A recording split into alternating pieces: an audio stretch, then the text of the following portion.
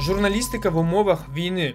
Які виникли виклики перед українськими медійниками після початку повномасштабної фази російсько-української війни? Якою є роль громадянських журналістів в окупованому Криму? Про це все ми будемо говорити сьогодні. У нас в гостях Катерина Дячук, керівниця відділу моніторингу свободи слова Інституту масової інформації. Пані Катерино, доброго дня. Дякую, що знайшли час і завітали до нас. Дякую, вітаю. Перше моє питання до вас загалом про журналістику, про те, як вона змінилася, які виклики постали перед нами, нашими колегами після 24 лютого минулого року. Як це вплинуло, в принципі, на роботу українських медіа? Журналістика наша переживає дуже важкі часи.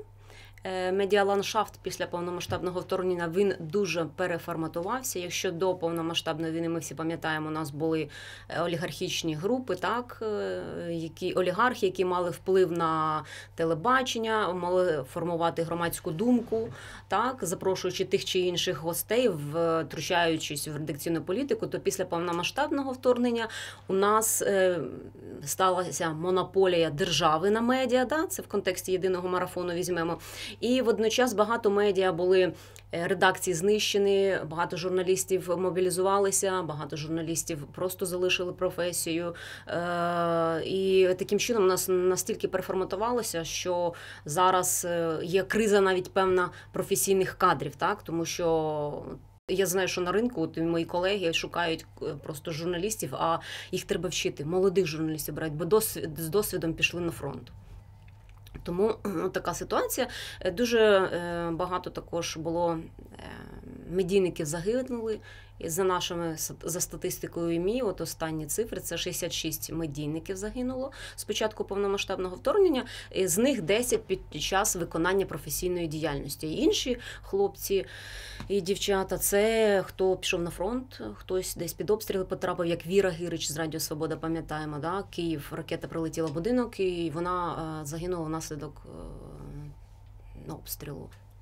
Щодо медіа локальних, що хотів би спитати у вас, тому що та частина території України, яка була окупована росіянами після 24 лютого, звісно, що там розташовувалися і розташовуються досі редакції маленьких, локальних, регіональних медіа, люди там досі перебувають.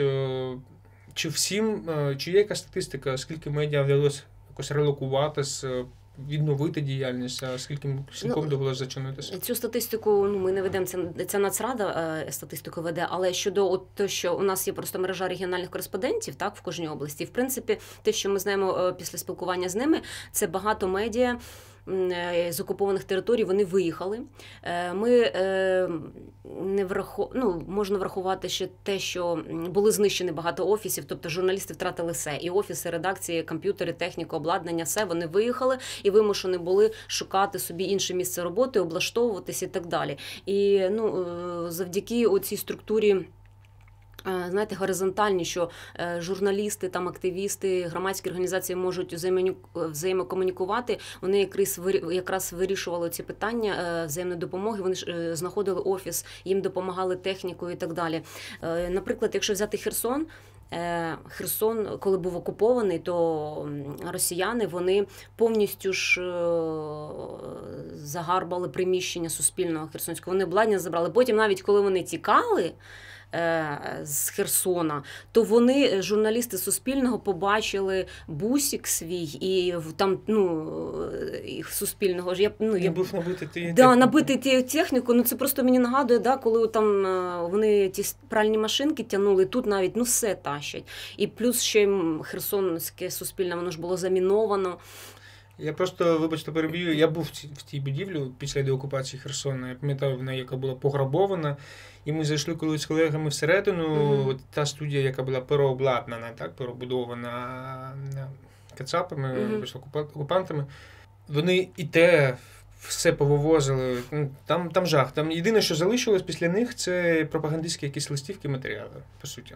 Ну, а що вони можуть? Вони тільки можуть, ну я отак от кажу, всі ці століття суспільства розвивалися, там супутники вигадувало, да, робили все, щоб якось удосконалювати життя людське. Що робила Росія? Вона тільки удосконалювала методи катувань, методи знищення, руйнувань. Тобто це якась така для мене варварська нація, яка не може існувати з цивілізованим світом. І я пригадую «Ігри престолів», коли просто, знаєте, хочеться їх отак от, як там казали, господи, ходаки, ні.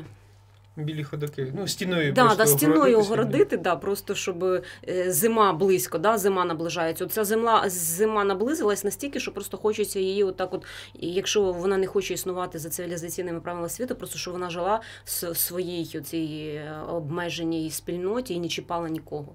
Ну, звичайно, що це нереальні речі, але принаймні так хочеться. Знаєте, от просто по досвіду роботи з Кримом, росіяни з 2014 року Крим, мабуть, перетворили на такий хаб зла, де вони вдосконалювали всі ці свої методи, репресії, принесли їх потім на окуповані вже після 24 лютого території. Ті самі репресії проти журналістів.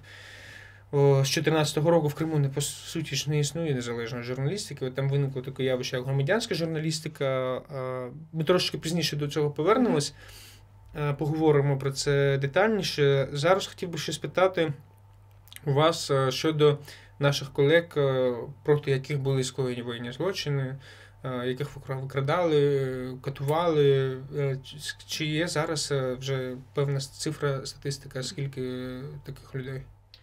Так, значить, щодо вбитих ми вже сказали. Да? Я просто можу назвати хлопців цих. Це Макс Левін, так? Це відомий фотограф-журналіст, який хотів просто, щоб війна зупинилася. Да? Він хотів висвітлювати те, що відбувається. І його, судячи з розслідування наших партнерів, «Репортери без кордонів», його знищили свідомо, його вбили свідомо. І, скоріш за все, його перед тим допитували. Вони бачили, що це журналіст. Журналіст – це що? Це людина, яка працює з інформацією, яка інформує суспільство про якісь події, які важливі відбуваються. Це один такий, це випадок такий з Максимом. Для нас це дуже було трагічно, тому що ми всі його знали. Також Саша Махов, так? Це також журналіст, який мобілізувався, і він вже загинув як військовослужбовець, але він з Луганська, він знав, що таке окупація, він виїхав звідти, він хотів повернути свою домівку, так, і, власне, Саша також загинув, тому це для нас така от була якась особиста трагедія для нашого колективу, тому що ми з Сашою тренінги проводили там з домедички і все таке, і з Максимом також часто, і броніки давали, і для журналістів тренінги організовували, тобто це така тема для нас трохи просто... Також загинуло, от якщо взяти статистику, 10 у нас загинуло під час виконання професійних обов'язків журналістів, із них, здається, 6 – це іноземні. Французькі, одна російська журналістка, яка висвітлювала там обстріл Києва на початку вторгнення. Щодо викрадень. Зараз, за нашою статистикою, от у нас зафіксовано 22 випадки викрадень з початку повномасштабного вторгнення.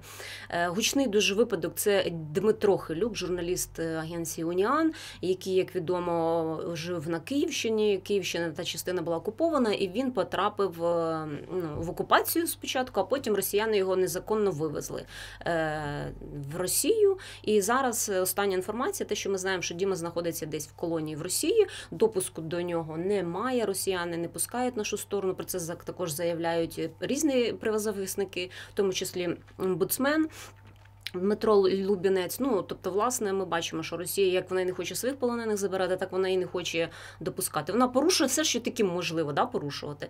Також в окупованому Мелітополі у нас, це останній випадок був в липні, викрали Ірину Левченко з чоловіком, це журналістка, яка була на пенсії, і її також викрали.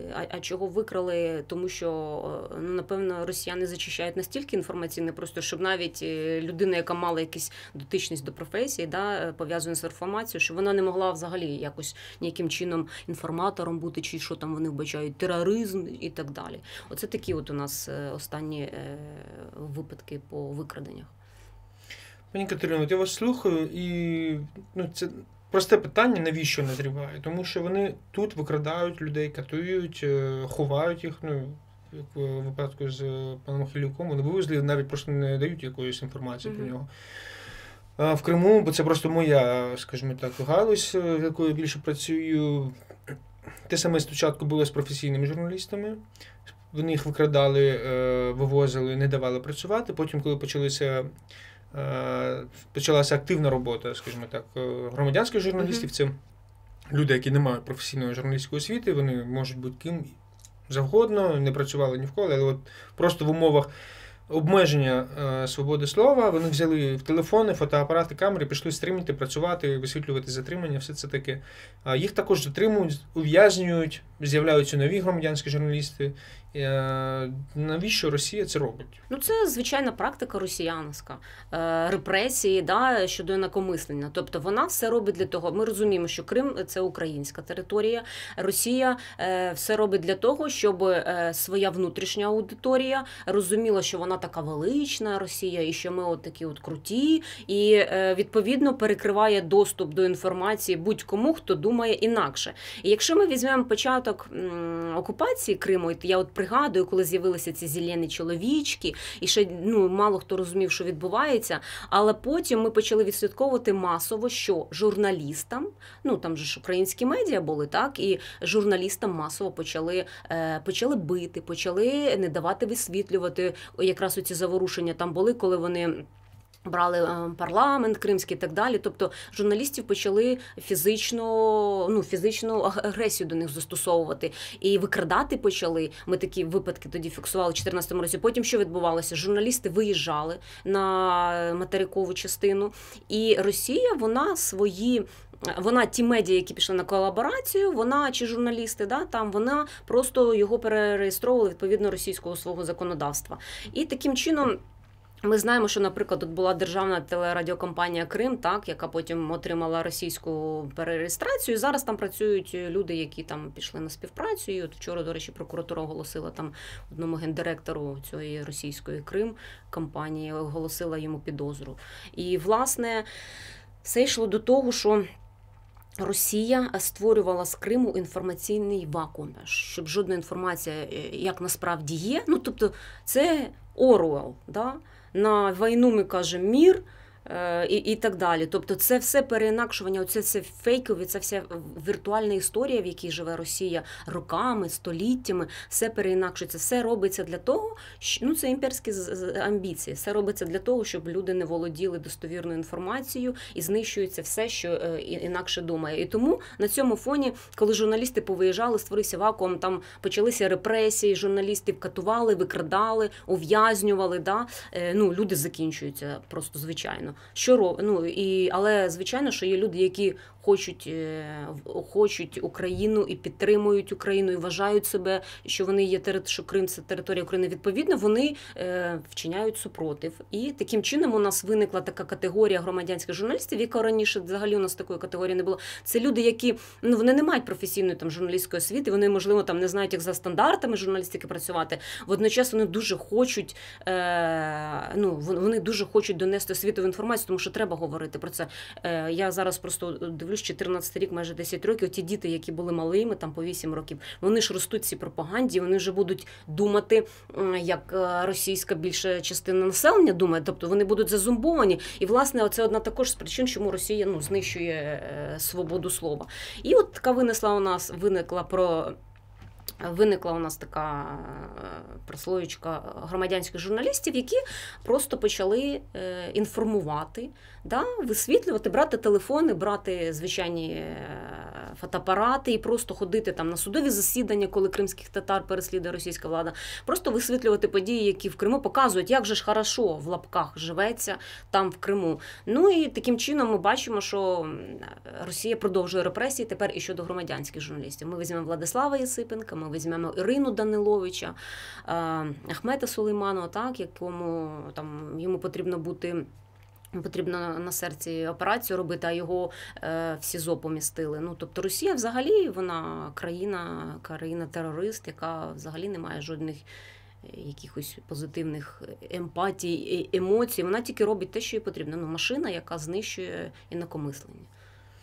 Говорячи про громадянських журналістів, згадав в Криму цей випадок сина політв'язня Тевфіка Абдулгазієва, його сина, Амар Абдулгазієв, неповнолітній.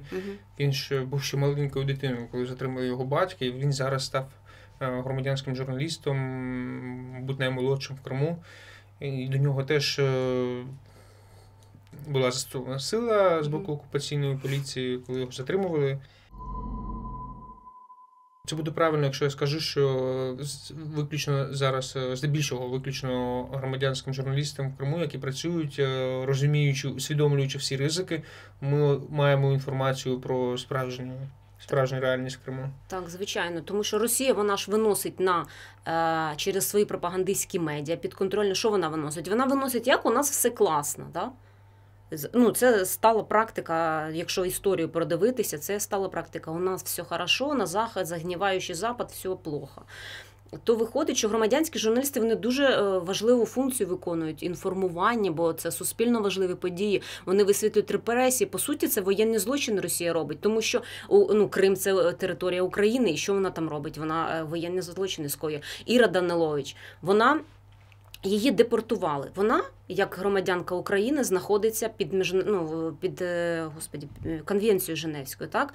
І виходить, що Росія, вчиняючи депортацію, це примусове вивезення з території України до себе в країну, це вона скоює воєнний злочин. Тобто це вже правоохоронці мають сконтактувати з Міжнародним кримінальним судом. Тобто оці всі злочини Росія має понести за це відповідальність. Питання про інший бік реальності в Криму. Окупаційні ЗМІ, які там працюють вже майже 10 років. Звісно, що там серед учасників цих процесів є, мабуть, громадяни України. Ніколи не цікавився цим питанням, зараз просто собі в голові поставив, чи є у нас взагалі якась статистика громадян України, журналістів, колаборантів. От ви знаєте, це питання не ви один у нас запитуєте, і я вже дивлюся, що от така виникає потреба реально, що потрібно це робити. Ми не ведемо такої статистики. Але спілкуючись зі своїми колегами, з представниками нашими регіональними, я розумію, хто де, що, на якому етапі, але такої статистики ми не ведемо. Якщо взяти по Криму, я зараз вам не скажу, а я можу сказати, наприклад, по Херсону. От коли він був в окупації, там такий канал ВТВ+, він пішов на співпрацю з окупантами. І коли Херсон був деокупований, ця директорка ВТВ, вона спокійно собі виїхала в Європу. Ви розумієте? Чого ти не їдеш в Росію? Якщо ж тобі там хорошо, да? І ти так все за русський мір. Чого ти їдеш в Європу, там, де люди цивілізовано себе почувають, поважають права, поважають простір одне одного, а ти їдеш... тобто, розумієте, такі в Маріуполі також знаю, журналісти деякі пішли на співпрацю, і зараз там вони піарять ті заходи, які російська влада їм замовляє, вони там висвітлюють якісь заходи, поробили якісь свої академії для молодих журналістів, залучають молодь, щоб виховувати їх, відповідно, підготовлюють пропагандистів. Інша справа, що ті люди там, вони залишились, там молодь з батьками залишились, чи вони підтримують, чи вони чомусь там залишились з інших причин, тому що ми розуміємо, що не всі можуть виїхати, в когось, різні є ситуації, всіх так під одну гребенку не візьмеш. Власне, таке. Якщо не помиляюсь, Серга Мамбетов звати цю людину, це директор, очільник колишній теж окупаційного ЗМІ «Міллет» в окупованому Криму, і він, по-моєму, теж за кордоном виїхав після початку повномасштабної фази. Бачите, як прекрасно все. Тим не менш, цими людьми мають займатися, мабуть, і правоохоронні органи, і складати таке. Питання в чому? Ми з вами, як журналісти, як медійники, мабуть, маємо окремо якось про них, я не знаю, чи має бути суспільний осуд, чи має бути професійний осуд, чи це все разом має бути. Але до того, що це ж тяжке, взагалі, це злочин воєнний, це участь в пропаганді проти своїх співгромадян. Як ви просто дивитесь, скажімо так, на цю ситуацію, як це має відбутися? Звичайно, правоохоронці, вони реагують. Я знаю, що зараз прокуратура Криму, вона взялася за таких людей, і завдяки журналістам кримським вони допомагають, які виїхали з окупації, і вони знають своїх колег, які залишились, вони просто відслідковують, роблять розслідування, і на основі цього прокуратура Криму, я вже казала, що вона порушила вчора з 4 статтями, там і якась пропаганда, я не пам'ятаю, може і державна зрада, я не пам'ятаю, треба глянути. Вадим П'ятих чи якось, коротше, якесь таке прізвище забула. І гендиректор телерадіокомпанії Крим, оця, яка стала російською, заснована окупантами. І, власне, також щодо цієї херсонської мадами з ВТВ+, щодо неї також є провадження. Тож інша справа в тому, що вони виїхали, чому їм дали можливість виїхати. Да? Я розумію, що навантаження шалене у правоохоронців, і вони там, ці воєнних злочин дуже велика кількість, але знову ж таки, тут ми маємо повернутися в 2014 рік. Згадайте, коли Україна закривала там російські телеканали, да? «Дощ», навіть цей нібито опозиційний телеканал, потім там всі ці РТР «Планети», Росії і так далі, да? Коли вони в вільному просторі у нас були. І що нам Європа казала? Нам Європа казала, це свободи утиски, свободи слова. Але вони не жили у нас, вони ж не відчували того, те, як пропаганда на наші мізки впливала. І зараз, коли повномасштабно сталося, то що зробила Європа? Вона в першу чергу заблокувала ці державні російські мовники, і за які нам тоді піняла, да? Що ми утискаємо свободу слова. І якщо отак от дивитися, то це все роками, це російська пропаганда кремлівська, вона роками працює таким чином. І вона свої щупальця усюди порозпускала. Це всі філії, ці всі культурні центри, це все тільки пропаганда під прикриттям якихось там цінностей культурних, які привносить Росія. Тобто я жодному слову їхньому взагалі не вірю. Все, що російське для мене, це зараз треба просто перевіряти.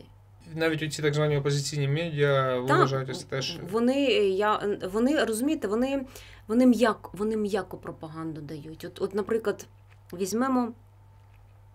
Скажімо так, я до початку повномасштабного вторгнення, я негативно до них ставлюся, одразу хочеться зазначити, але так чи інакше, я все одно відслідковував якісь медіа, які називають себе опозиційними, так, російськими. Більшого це була «Медуза». Да. От. Після початку повномасштабної фази війни я перестав їх читати. Я скажу вам більше, що вони намагалися там по одному випадку, скажімо, зв'язати зі мною. Я їм просто відмовив взагалі, в принципі, в контакті, в спілкуванні.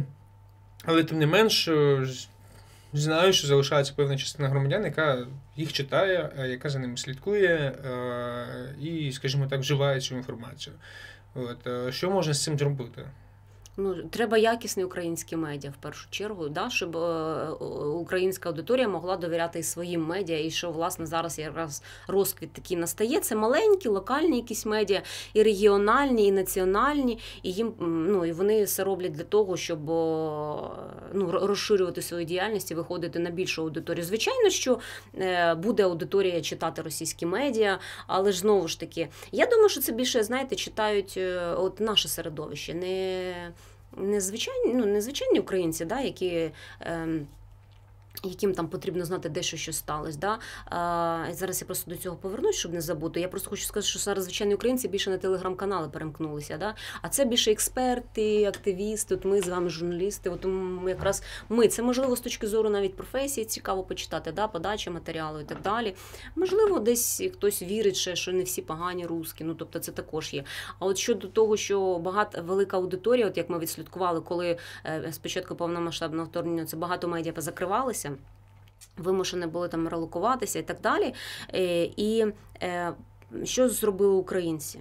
Вони перемкнулися на телеграм-канали. Вони отримують інформацію звідти. Чому? Тому що це дуже швидко, дуже оперативно і не потрібно вчитися. Там невеликі тексти, да? Плюс там інформування про обстріли. Да? Це також в першу чергу цікавить і відповідна інформація.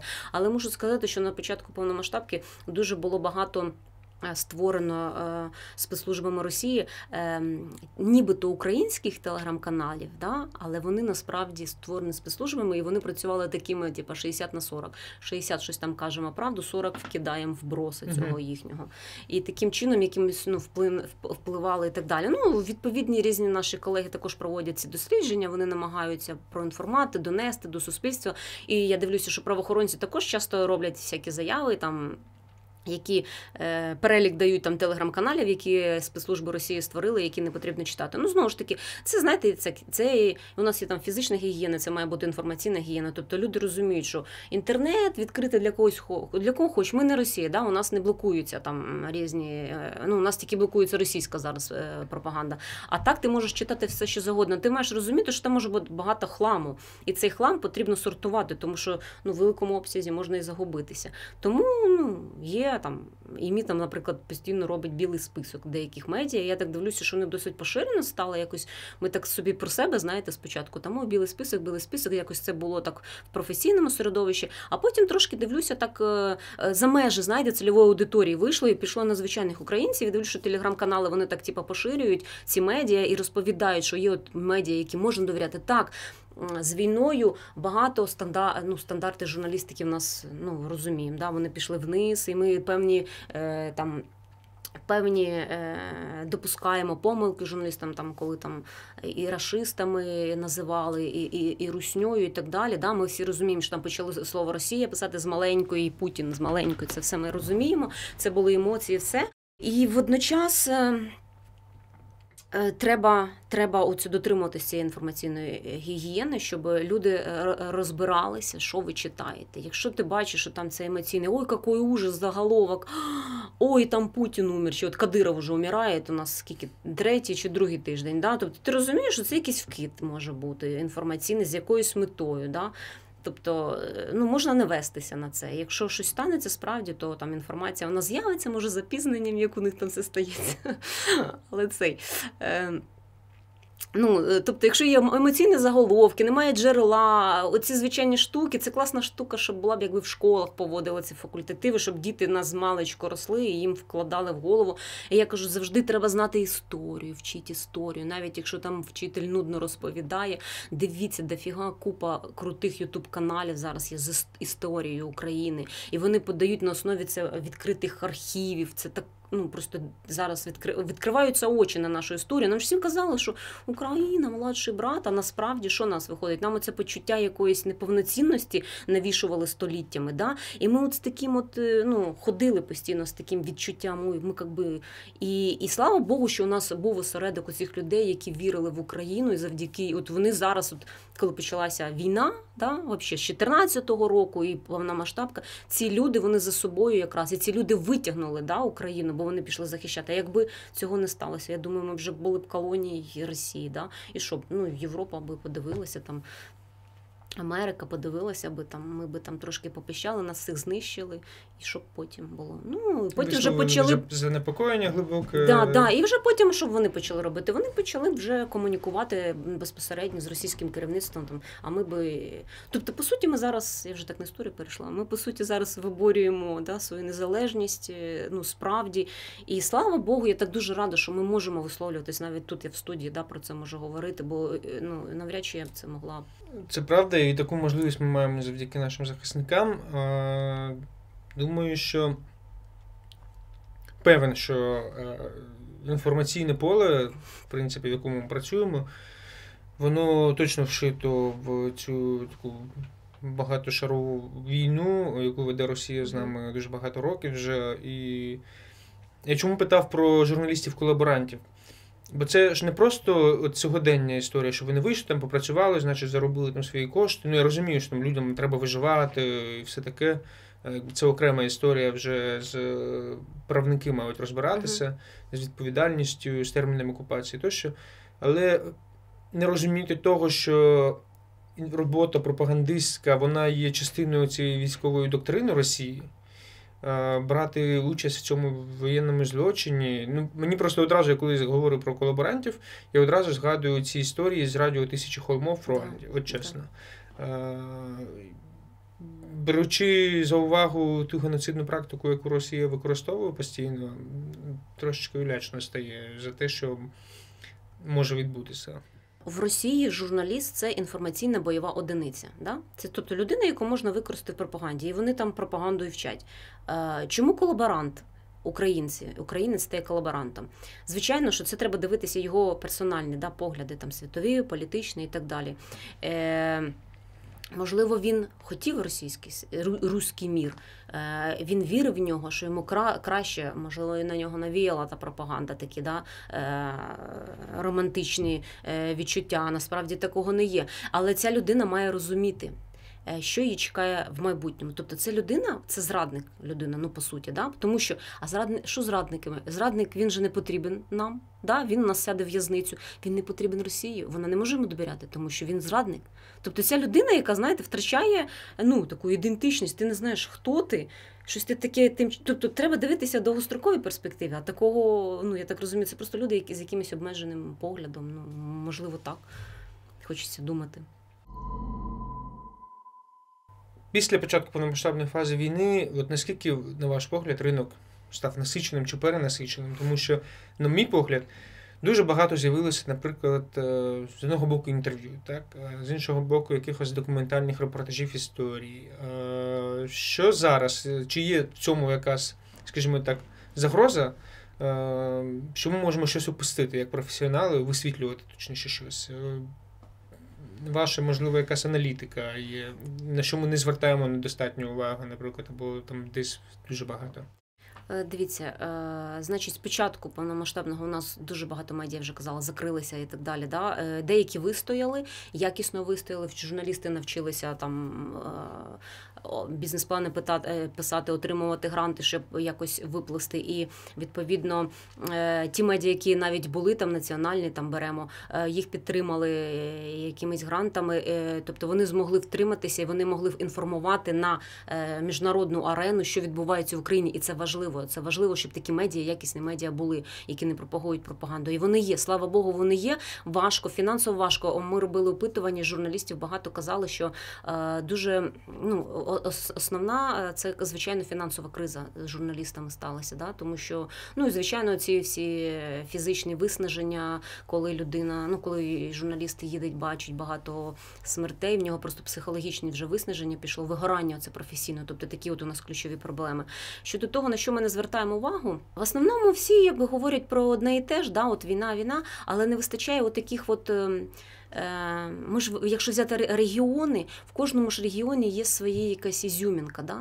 І от якраз важливо, щоб регіональні медіа, вони висвітлювали проблеми тої громади, де ці медіа існують. Тоді це буде привертати увагу їхньої місцевої аудиторії, і вона буде розуміти, ой, це медіа класне, і таким чином, можливо, буде формуватися культура оця донатів, да? Бо ми знаємо, там в Європі медіа існують, тобто аудиторія довіряє медіа, відповідно, вона жертвує гроші свої, і медіа існує. Так і на взаємній довірі будується така діяльність. Тому, власне, тут по темах, соціально такі теми зараз важливі. Там, як, наприклад, з військовими, будуть військові багато повертатися, вони будуть з людьми з інвалідністю, да, в них там кінцівок не буде. А у нас люди як? Вони якось ігнорують, не мають цієї культури, да, спілкування, поводження з такими особами. Тому, власне, медіа має на якихось таких от нюансах зосереджуватися і не забувати. Тому що, якщо взяти єдиний марафон, там ми всі бачимо, всі говорять там про те, що відбувається, ми там бачимо, що деякі, є такі гості постійні, да, які, тобто певна така джинса. Марафон це така, теж хотів це поставити питання до вас, як ви взагалі до нього ставитесь? Тобто, на мою думку, просто, я не знаю, чи була потреба в цьому на початку повномасштабного вторгнення. Зараз вже майже 2 роки, як триває ця повномасштабна фаза війни, і чи є потреба в цьому марафоні, чи не вбиває він маленькі медіа, оце створюючи таку монополію і, скажімо так, нівелюючи ту якусь змагальність, конкурентну спроможність інших медіа і фахівців? На початку, звичайно, це таке було ноу-хау для нас, да? Що всі так об'єдналися і почали інформувати, що відбувається. На початку він виконував свою функцію повністю. Пізніше вже потім виникли певні питання, почалася такі, компліментарні інтерв'ю, я знаю, там, і просто вже канали розуміли, що і ринок реклами став, да? І, власне, олігархат зник, тобто медіа. Зараз у нас монополія держави над медіа виходить. І таким чином, що держава може зловживати цим правом. Ми знаємо, що у нас завжди таке було. Да? Тому, власне, хто там моніторить єдиний марафон, він розуміє, що зараз потреба інша. І треба давати можливості. Канали хочуть розвивати свої продукти, вони хочуть також і отримувати. Тому що знаю, що у багатьох медіагруп також були знищені, там не знищені, а знижені. Маю на увазі зарплати у журналістів, також скорочені штати. Тобто це до цього призвело. Ну і ще такий нюанс був там, коли оці три канали Еспресо, П'ятий, Прямий їх не взяли в марафон і взагалі з цифрової мережі вимкнули. Це як акт цензури ми розтягнули, тому що, да, я розумію, що це там конкурент президента, да, є власником цих каналів, але вони з початком війни вони припинили будь-яку критику Зеленського, вони почали, тобто це насправді про українські канали, вони почали говорити так, як інші медіа і давати багато майданчиків для потрібних людей. Власне так, будемо дивитися. Зараз така остання інформація, що нібито єдиний марафон буде переформатований якимось чином з початку року, бо там бюджет же ж розглядала Верховна Рада нещодавно. Будемо дивитися. Це має стати керівник інформаційної політики спочатку. Так. Подивимось, що. Але, власне, знаю, що там колеги, які заміри робили, і казали, що єдиний марафон падає, перегляди його. Тому таке. Будемо слідкувати, ділитись. Дякую вам дуже, пані Катерино, за цю розмову. Маємо закінчувати. Нагадаю, у нас в нашій студії була Катерина Дячук, керівниця відділу моніторингу свободи слова Інституту масової інформації. Дякую вам дуже. Дякую. А вам дякую, що додивились нас до кінця. Пишіть в коментарях під цим випуском свою думку про журналістику сьогодні і донатьте на Збройні Сили України, допомагайте наближати нашу перемогу.